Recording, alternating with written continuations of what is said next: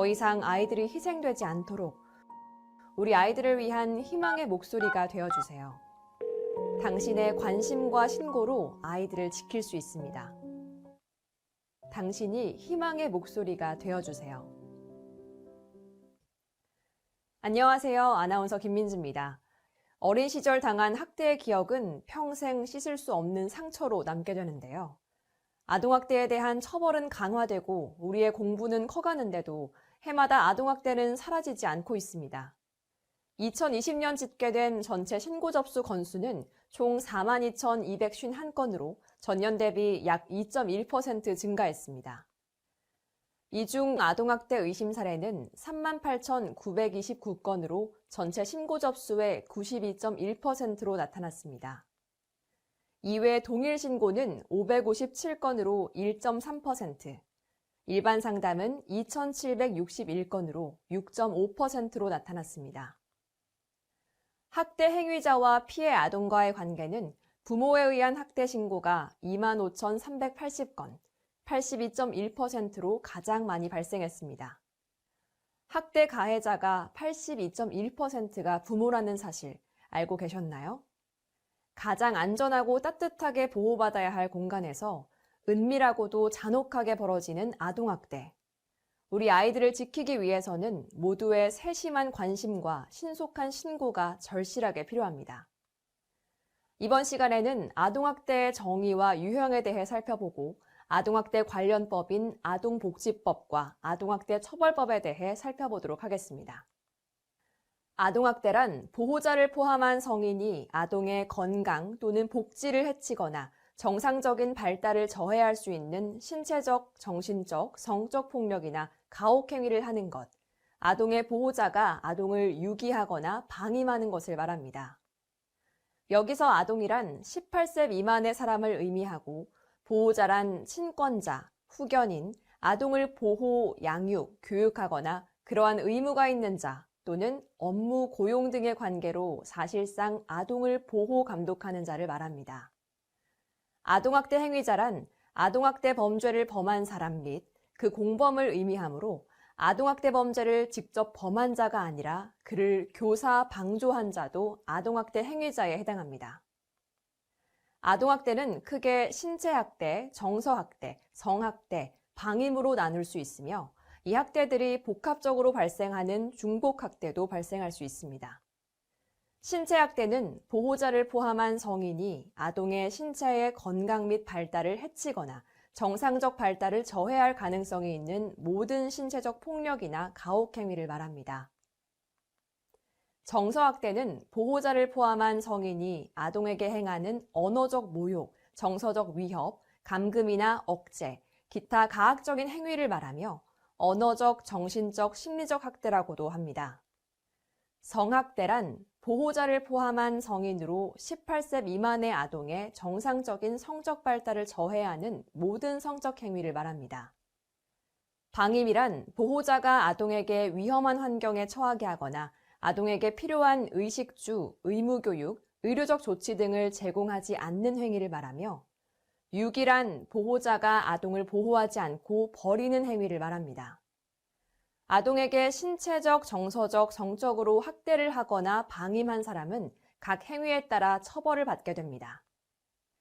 특히 상습적으로 아동을 학대하고 살해 또는 치사죄 및 아동학대 중상해죄를 범한 사람은 그 죄에서 정한 형의 2분의 1까지 가중됩니다.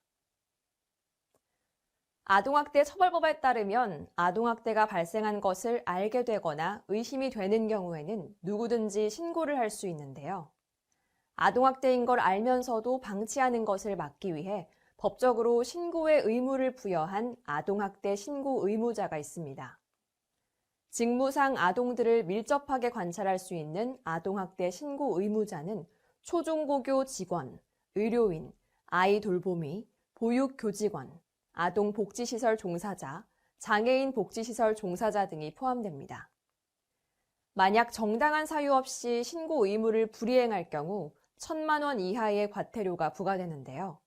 아동학대 예방을 위해서는 이러한 신고 의무자 직군뿐만 아니라 모든 국민의 관심과 신고가 꼭 필요합니다. 아동학대는 아동의 건강한 성장과 발달을 저해하는 행위로 피해 아동뿐만 아니라 사회 전반에 걸쳐 심각한 폐해를 초래하고 있습니다. 반복되는 아동학대 사건들로 인해 정부는 국가의 책임을 확대하기 위해 포용국가 아동정책을 발표하였고, 학대조사 공공화와 함께 아동복지법과 아동학대 처벌법이 개정되었습니다. 주요 개정사항에 대해서 알아보겠습니다. 그간 아동학대 현장에서 제기되어 온 문제점들을 보완하고 아동학대의 예방과 재발 방지를 위한 법적 토대를 마련하였습니다. 신설된 아동학대 처벌법 제11조 제7항에 의거 아동학대 신고가 접수될 경우 경찰관과 아동학대 전담 공무원은 상호 동행 출동을 원칙으로 하며 동행 출동이 이루어지지 않은 경우에는 조사 정보를 상세히 공유해야 합니다. 현장 출입 범위도 기존 신고된 현장에서 피해 아동을 보호하기 위해 필요한 장소로 확대되었으며 학대 행위자의 현장 조사 거부 시 불응 방해에 대한 과태료가 500만 원에서 1천만 원으로 상향되어 현장 조사 이행력이 강화되었습니다. 또 아동보호 전문기관이 심층 사례관리 전문기관으로 전환되어 사례관리를 주도하면서 가족기능 회복 지원 및 재학대 방지 기능이 강화되었습니다. 이 밖에도 위기아동을 조기에 발견하기 위한 노력들이 학교와 지자체를 통해 실시되고 있습니다. 코로나19 시기 비대면 학교 예비 소집을 실시하여 아동의 소재, 안전 점검 및 입학 단계, 출석 확인을 통한 이중 점검을 실시하고 있고, 교육복지사 등을 통해 방학 기간 및 신학기 모니터링, 가정 방문 등을 실시하여 위기아동 적극 발굴 및 지원을 실시하고 있습니다. 위기아동 조기 발견 활성화도 추진되고 있는데요. 이 아동 행복 지원 시스템을 통해 위기아동 가정 방문을 분기별로 실시하고 방문 인력인 공무원 대상으로 신고 요령을 교육하고 있습니다.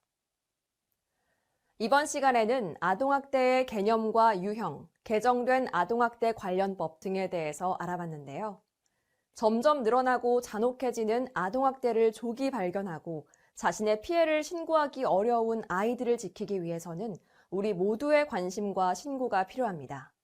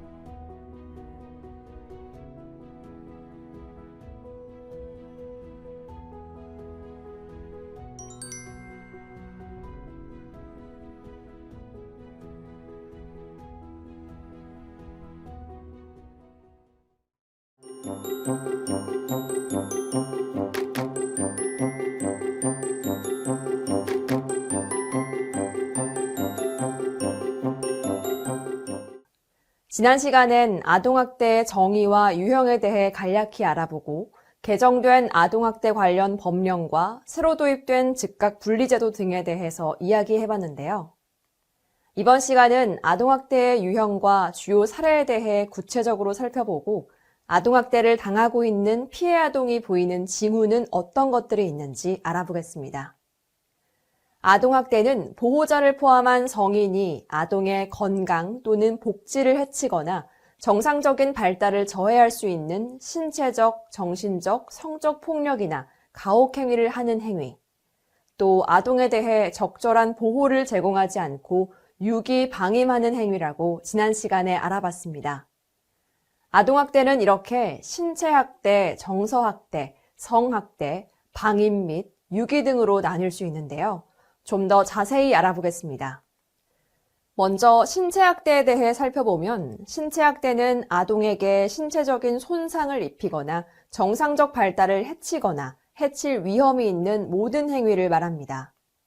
손, 발로 때리고 꼬집고 물어뜯는 행위, 조르고 비트는 행위, 핥히는 행위, 도구나 완력을 사용하여 신체를 가해하는 행위 등 직접적으로 신체에 손상을 입히는 행위와 신체에 유해한 물질로 신체를 가해하는 행위도 포함됩니다.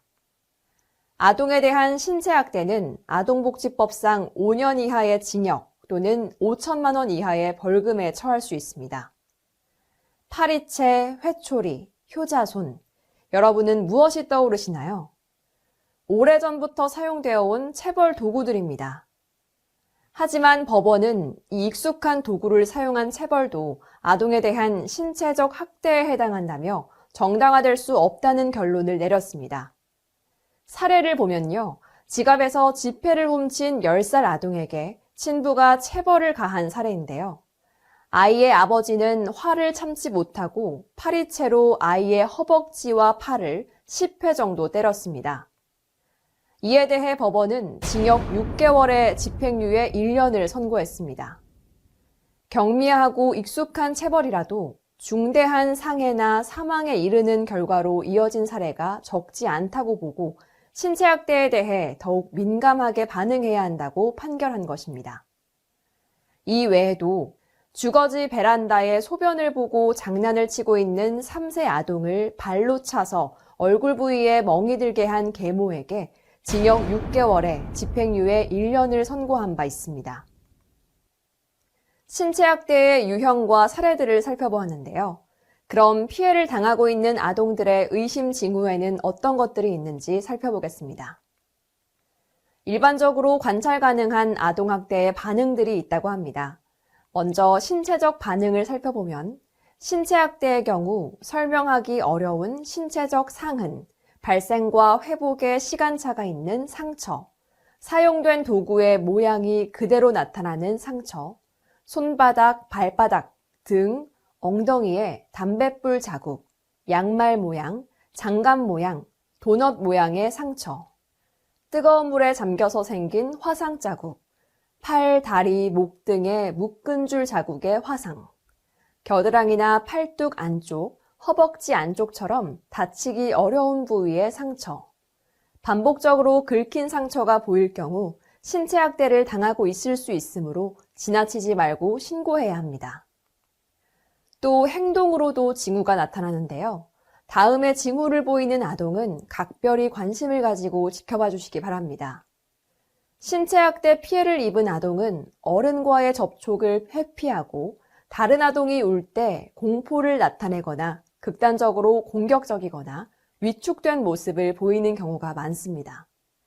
또 부모에 대한 두려움을 나타내고 집에 가는 것을 두려워하는 경우, 위험에 대해 지속적인 경계를 보이는 경우 신체학대를 당하고 있을 가능성이 있으니 관심을 갖고 살펴봐 주시기 바랍니다. 정서학대란 보호자를 포함한 성인이 아동에게 행하는 언어적 모욕, 정서적 위협, 감금, 억제, 신체 상흔에 의한 두려움, 기타 가학적인 행위를 말하며 언어적, 정신적, 심리적 학대라고도 합니다. 아동에게 직접적인 폭력을 가하지 않아도 아동의 정서를 불안하게 하거나 고립감이나 공포감, 소외감, 모멸감을 주게 하는 일체 행위는 아동에 대한 정서적 학대 행위에 해당할 수 있습니다.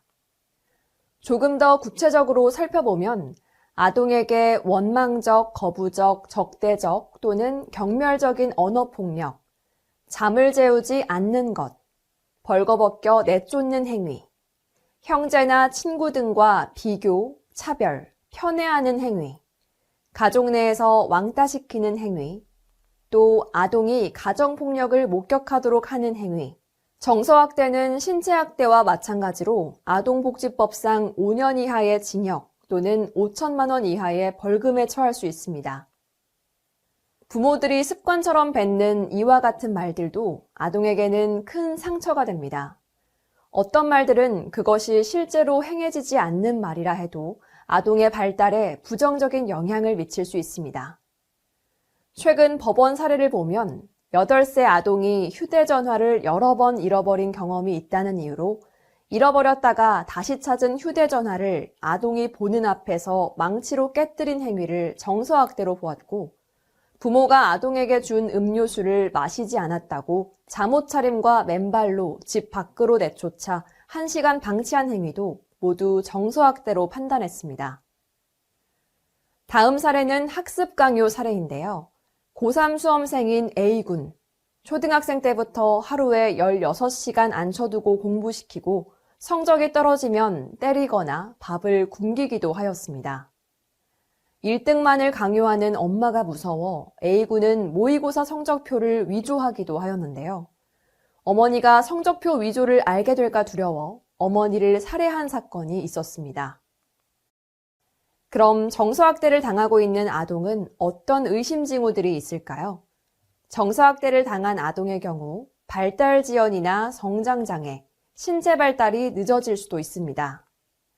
행동적 징후로는 특정 물건을 계속 빨거나 물어뜯는 행동을 하기도 하며 반사회적, 파괴적 행동장애, 수면장애, 놀이장애, 히스테리, 강박, 공포도 정서학대의 징후일 수 있습니다. 또한 극단적인 행동이나 지나친 행동을 하거나 발달 지연, 심할 경우 자살을 시도할 수도 있으며 부모와의 접촉에 두려움을 느낄 수 있습니다. 다음은 성학대에 관해 살펴보겠습니다. 성학대란 보호자를 포함한 성인이 아동의 성적 발달을 저해하는 모든 성적 행위를 말합니다. 행위자에게 자신의 성적 욕구 충족이라는 목적이 없는 경우에도 성학대로 인정된 사례가 있습니다. 아동을 성적으로 추행하는 행위 및 아동에게 유사 성행위를 하는 행위, 성교를 하는 행위, 자신의 성적 만족을 위해 아동을 관찰하거나 아동에게 성적인 노출을 하는 행위, 성매매를 시키거나 성매매를 매개하는 행위 등은 성학대에 해당합니다. 아동복지법상 아동에게 음란한 행위를 시키거나 이를 매개하는 행위 또는 아동에게 성적 수치심을 주는 성희롱 등의 성적 학대 행위는 10년 이하의 징역 또는 1억 원 이하의 벌금에 처해집니다.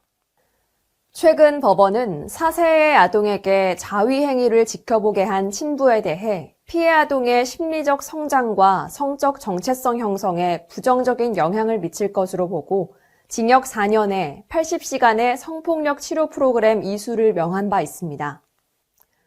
성학대 피해 아동은 어떤 의심 징후들이 있는지 살펴보겠습니다. 성학대를 당한 아동의 신체적 징후의 경우 걷거나 앉는 것을 어려워할 수 있습니다.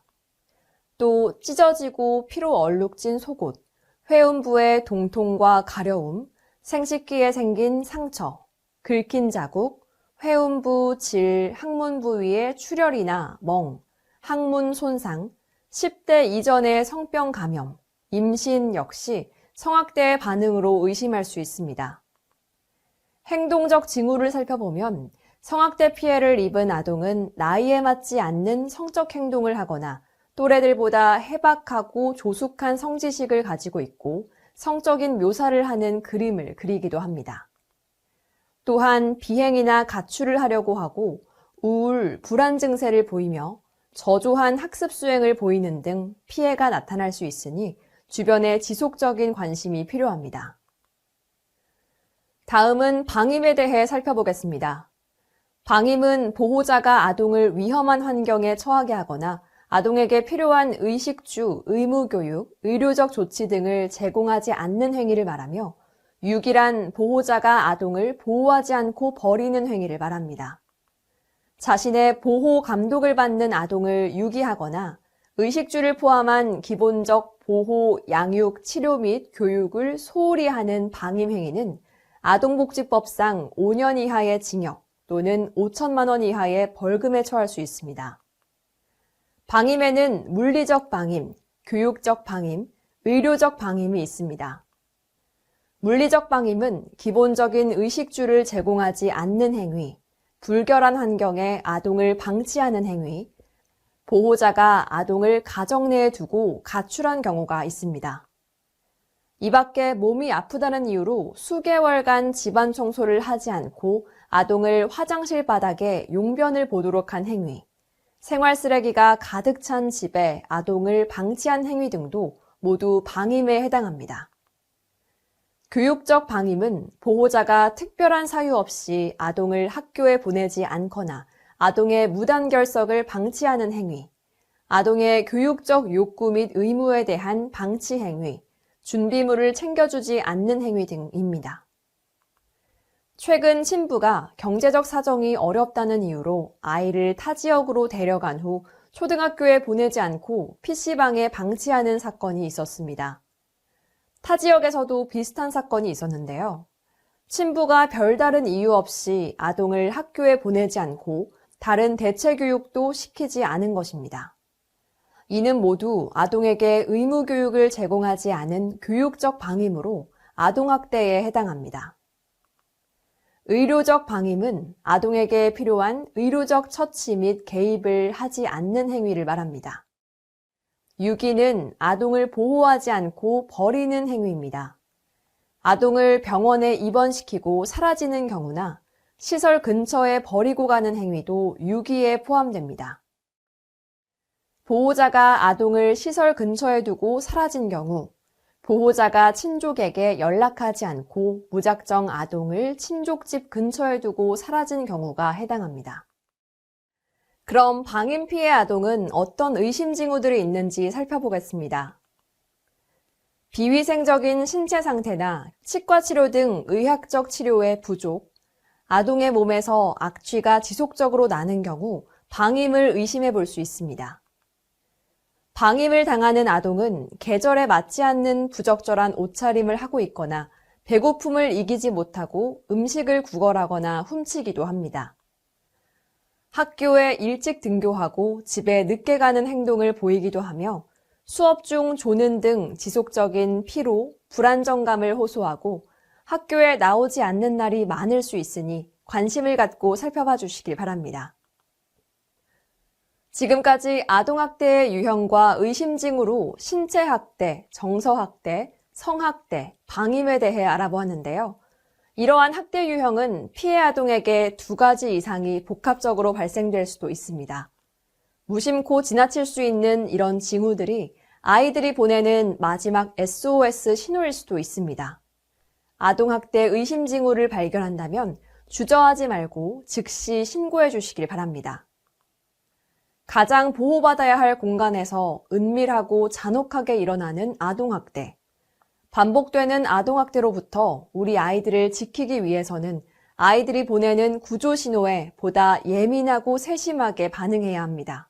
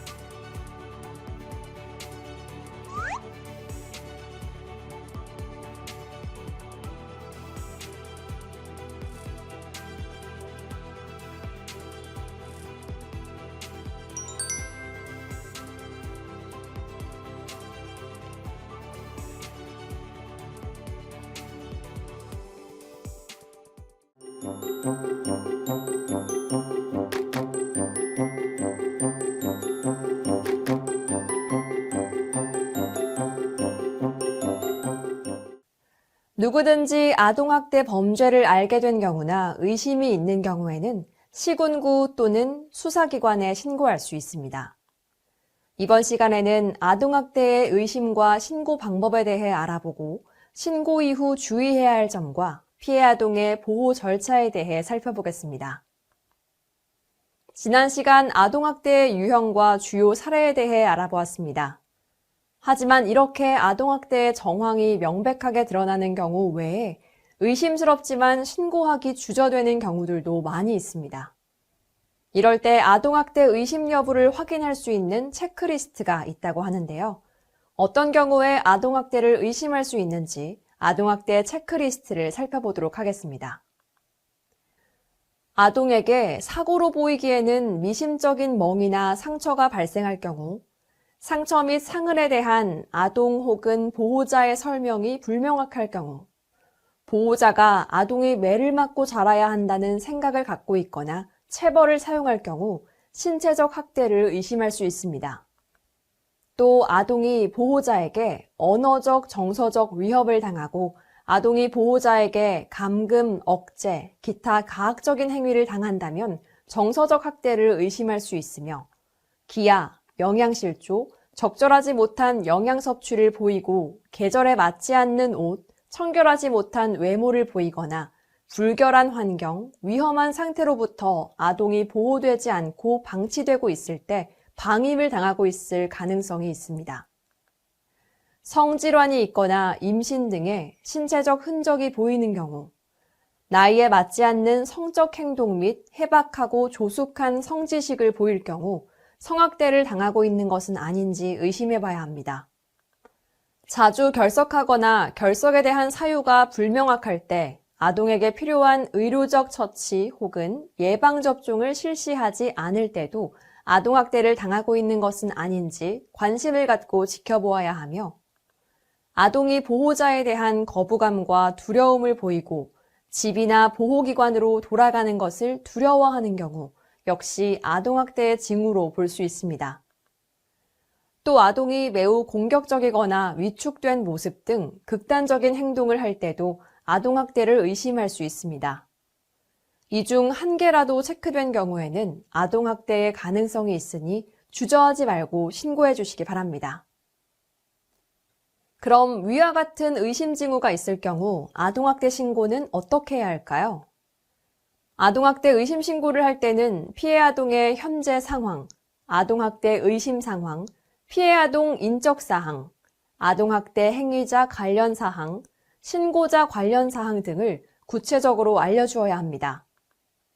또 신고를 하실 때는 아동학대의 유형, 정도, 심각성, 발생 빈도, 지속성, 최근 발생한 아동학대의 상황 등 구체적인 내용을 알려주시고 가정이나 집단 내에 다른 피해 아동이 있는지, 학대 행위 의심자의 심신 상태, 현재 상황 등 가능한 많은 정보를 제공하는 것이 좋습니다. 하지만 아동이나 학대 행위자의 정보를 파악하지 못하더라도 신고할 수 있으며 학대 의심 징후가 보인다면 정보의 부족이나 설마 하는 생각으로 망설이기보다는 적극적인 신고로 아동의 안전과 생명을 보호해야 합니다. 만약 신고자의 이름이나 연락처를 알리고 싶지 않을 경우에는 익명으로도 신고할 수 있으며 전화가 부담스러울 경우엔 문자로도 신고가 가능합니다. 신고는 국번 없이 112로 하셔도 되고 휴대전화 애플리케이션 아이지킴콜 앱을 통해서도 신고가 가능합니다. 아동학대 신고 시에도 주의해야 할 사항들이 있습니다. 가능하면 학대 증거 사진을 확보하고 아동이 불안해하지 않도록 아동을 일상적으로 대하는 것이 중요합니다. 성학대가 의심되는 아동의 경우 증거가 오염될 수 있으므로 아동을 씻기거나 옷을 갈아입히지 않아야 합니다. 진술에 오염이 발생할 수 있으므로 학대에 대해 계속 캐묻거나 유도 질문을 하지 않아야 하며 현장 조사에 적극적으로 협조하는 것도 중요합니다.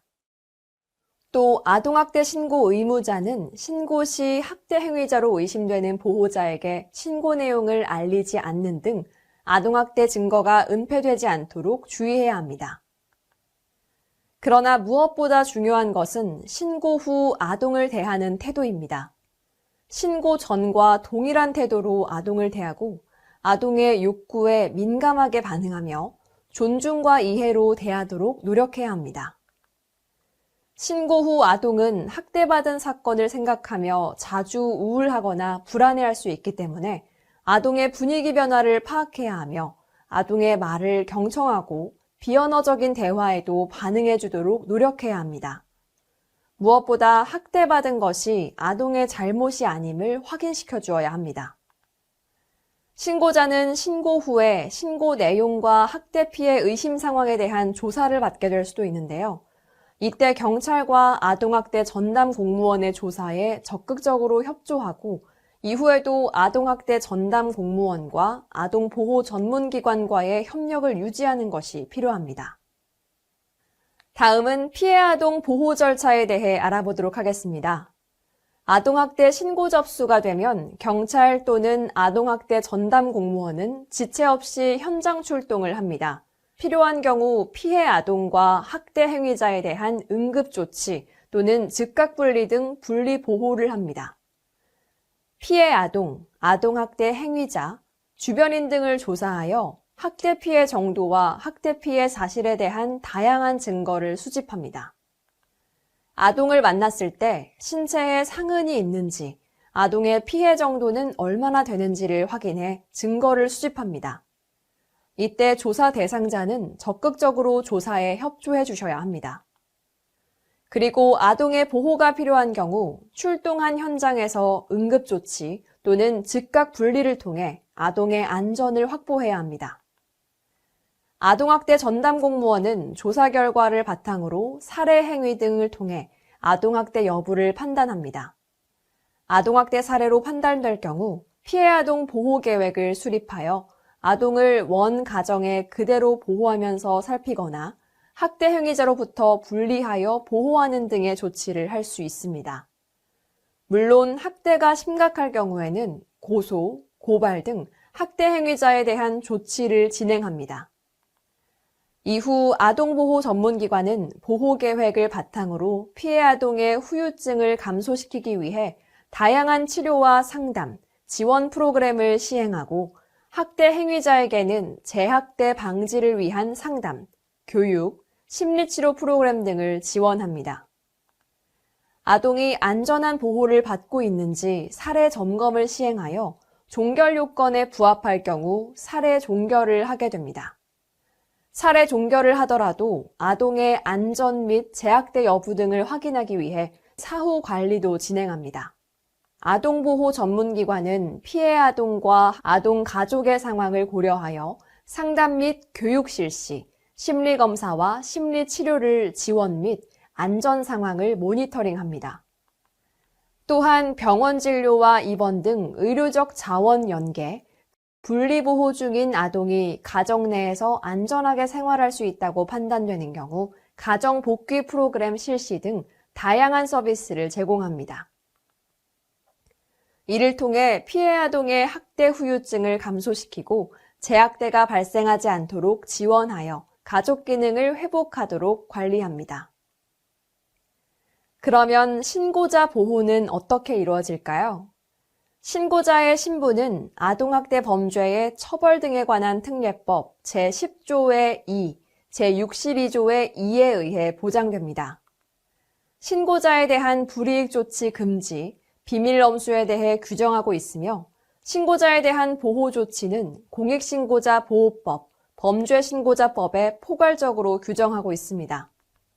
신고자의 인적사항 또는 신고자임을 미루어 알 수 있는 사실을 다른 사람에게 알려주거나 공개 또는 보도한 자는 3년 이하의 징역이나 5년 이하의 자격정지 또는 3천만 원 이하의 벌금에 처해집니다.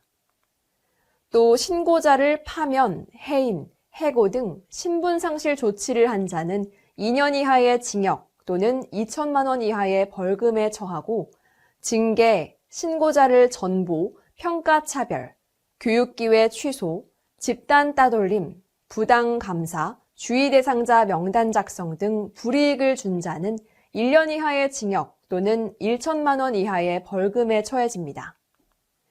신고자는 수사나 재판 과정에서 신고자의 인적사항을 기재하지 아니하고 가명으로 조서를 작성할 수 있으며 신고자가 보복을 당할 우려가 있는 경우에는 시설보호, 신변경호, 참고인 또는 증인 출석 귀가 시 동행, 주거에 대한 주기적 순찰 등 신변안전 조치를 받을 수 있습니다.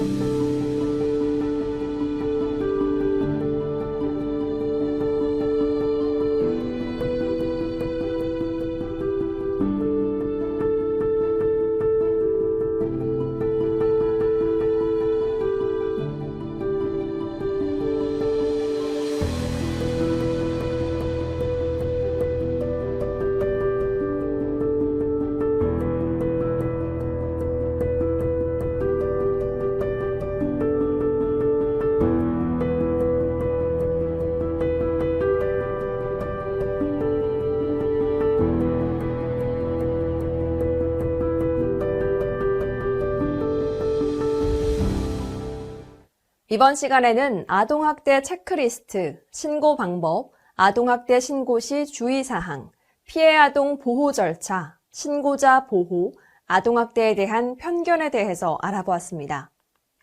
자신을 보호할 힘이 없는 절대 약자인 아동들에게 여러분의 세심한 보호와 신속한 신고는 아동을 살릴 수 있는 마지막 기회가 될 수도 있습니다. 아동학대 신고 의무자의 중요성에 대해 살펴봅니다.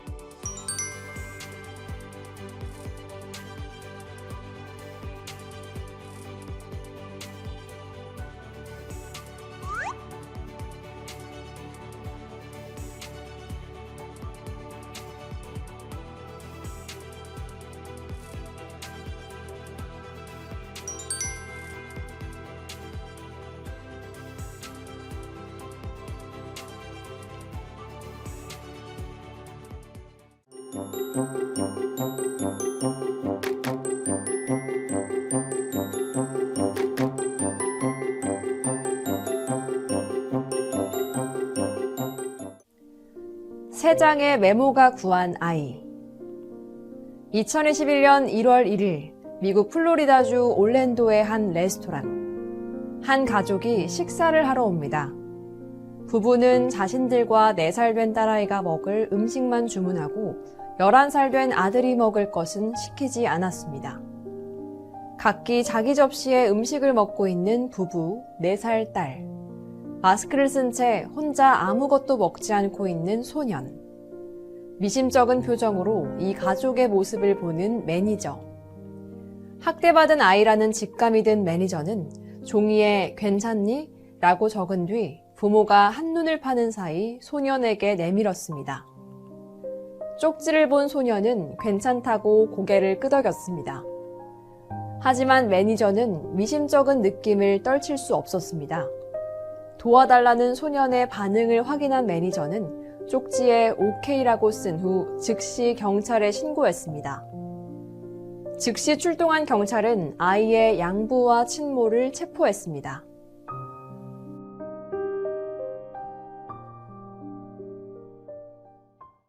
지난 시간까지 아동학대의 정의와 유형, 아동학대 의심 징후, 아동학대를 발견할 경우 신고 방법 등에 대해 알아보았는데요. 이번엔 아동학대 현황을 살펴보고 신고 의무 이행의 중요성에 대해 짚어보도록 하겠습니다. 2020년 집계된 아동학대 신고 접수 건수는 총 42,251건으로 전년 대비 약 2.1% 증가했고, 이 중에서 아동학대로 판단된 건수는 39,005건으로 전년 대비 2.9% 증가했습니다. 2020년 아동학대 사례 유형으로는 중복학대가 48.3%로 가장 높았고, 정서학대 28.3%, 신체학대 12.3%, 방임 8.9%, 성학대 2.2% 순으로 높게 나타났습니다. 특히 두 가지 이상의 학대가 동시에 일어나는 중복학대의 경우 신체학대와 정서학대가 39.2%로 가장 높았고, 이어서 정서학대, 방임이 3.5%, 신체학대, 정서학대, 방임이 3.2%, 또 모든 학대 유형이 함께 발생한 신체학대, 정서학대, 성학대, 방임은 0.1%로 나타났습니다. 피해 아동의 연령을 살펴보면 만 13세에서 15세가 22.9%로 가장 큰 비중을 차지하였고, 그 다음으로는 만 10세에서 12세가 22.5%, 만 7세에서 9세가 19.5%로 나타났습니다. 특히 1세 미만 영유아의 학대 비율이 2%로 낮은 것은 실제 학대 건수가 적다기보다는 피해 아동의 연령상 피해 사실이 외부로 노출될 확률이 낮다고 보는 편이 합리적이기에 더 많은 관심과 주의가 필요합니다. 여기서 우리가 관심을 가져야 하는 부분은 가정 내에서 일어나는 아동학대에 대해서 관심을 가져야 하는데, 아동은 자신이 당하고 있는 피해를 외부에 알리기 어려울 수 있습니다. 학대 행위자와 피해 아동과의 관계는 부모 81.1%로 아동학대 사건의 절대 다수가 가정 내에서 부모에 의해 발생한다는 것을 확인할 수 있습니다. 이어서 대리 양육자가 9.5%, 친인척 5.4%, 타인 1.8% 등의 순으로 나타났습니다. 대리 양육자 중에서는 초중고교 직원이 2.9%로 가장 높았습니다. 부모에 의해 발생한 사례를 보면 친부에 의해 발생한 사례가 43.6%였으며 친모는 35.4% 발생하였고, 계부 1.9%, 계모 1.0%로 발생하였습니다. 이 중에서 친부모에 의해 발생한 사례가 79%로 높게 나타났습니다. 2020년 아동학대 의심 신고자는 신고 의무자와 비신고 의무자로 구분됩니다. 아동학대 신고 건수 총 38,929건 중에 아동학대 신고 의무자에 의한 신고는 28.2%로 나타났으며, 세부적으로는 초중고교 직원에 의한 신고가 9.8%로 가장 높았습니다. 비신고 의무자에 의한 신고 접수는 71.8%로 나타났습니다. 실제 교육 현장에서 아이들을 가르치는 선생님들을 상대로 조사한 결과 가르치는 아동에게서 아동학대 사례를 목격한 경험이 있다고 대답한 비율은 66%에 이르지만 이를 신고한 경험은 19%로 현저하게 낮다는 것을 알 수 있습니다. 아동이 앞으로 당할 피해에 대한 걱정과 여러 현실적인 우려 때문에 신고를 망설인다는 대답이 주를 이루었는데요. 하지만 학대를 당하는 아동들의 현황을 좀 더 들여다보면 신고 의무자 여러분의 관심과 신고가 피해 아동에게 얼마나 절실한 것인지 알 수 있습니다. 신고를 망설인 이유를 보면 신고 후 아동의 상황이 더 나빠질까봐 라고 대답한 비율이 33.8%, 아동학대 유무에 대한 확신이 서지 않아서 라는 대답이 32.5%였으며 이 밖에도 가해 주 양육자의 위협, 신고 후 진행 절차에 대한 불신, 신고 후 소송에 시달릴까봐 망설였다는 대답도 있습니다. 특히 25개 직군의 아동학대 신고 의무자는 직무를 수행하면서 아동학대를 알게 되었거나 아동학대 의심이 있는 경우 즉시 신고해야 합니다.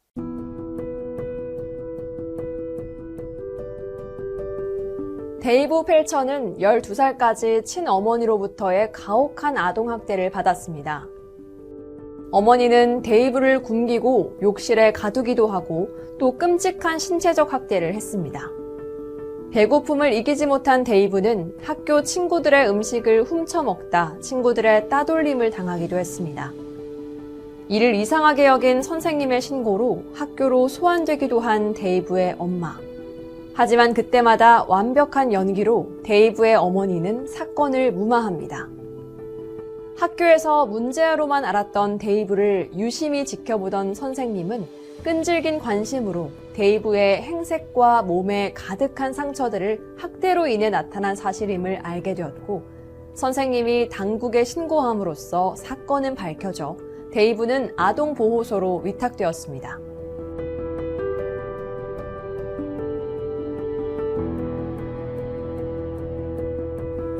이후 위탁 가정에서 새로운 삶을 시작한 데이브는 18살에 미 공군에 입대하여 걸프전에 참전하여 무공을 세우기도 했습니다. 이후 데이브는 그의 감동 어린 이야기와 어린이 사랑운동으로 전국적인 인물이 되었습니다. 우리 모두의 관심과 신고가 한 아이의 인생을 바꿀 수도 있다는 사실, 책임감과 사명이 느껴지는데요. 그런데 만약 이런 의무가 있는 신고 의무자가 아동학대를 저지르면 어떻게 될까요? 아동학대 범죄의 처벌 등에 관한 특례법 제7조, 아동복지시설의 종사자 등에 대한 가중처벌에 따라 신고 의무자가 보호하는 아동을 학대하면 그 죄에 정한 형의 2분의 1까지 가중됩니다. 신고 의무자인 경우 업무의 특성상 일반인에 비해 피해 아동에 대한 보호 요청이 더욱 강하게 요구되기 때문에 불법성이 크다고 판단되어 가중처벌을 하는 것입니다.